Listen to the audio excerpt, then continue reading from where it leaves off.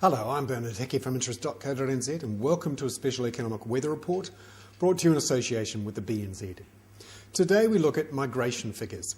These are important for a bunch of reasons. Firstly, the housing market seems to respond to what's happening with migration.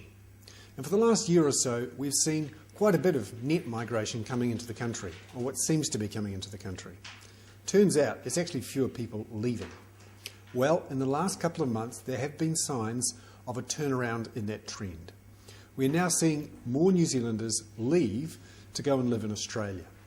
Remember, we had a big rush of New Zealanders out the exits during 2007 and 2008, when the Australian economy was going really well and our house prices were going through the ceiling. Then, of course, there was a bit of a turnaround last year when the Australian economy took a bit of a tumble, although not nearly as much as ours. However, the Australian economy is picking up again, partly because of the biggest mining boom in more than 100 years. Now, this means that the net migration to New Zealand was actually a negative in March. Now, that was 332 out. That compared with 313 in the month of March a year ago. Partly that was because we had fewer migrants coming into New Zealand, particularly from developing countries, where their economies have started to pick up again.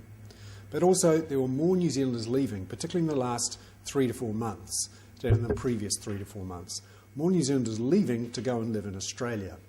We're seeing reports that particularly in the medical professions and of course in all the mining professions, geologists, electrical engineers, those sorts of things, people in New Zealand are leaving to go and live in Australia, where wages are typically 30 to 40% higher. Of course, so are the costs of living in some places, and particularly around housing. But for many New Zealanders, the prospects are better in Australia, and that's why they're going to live there.